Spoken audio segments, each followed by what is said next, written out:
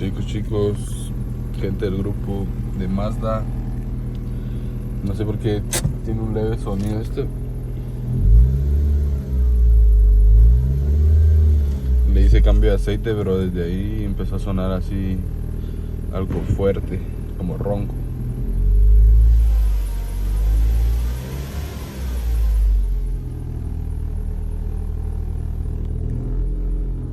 ¿Alguien tiene alguna idea de qué puede ser?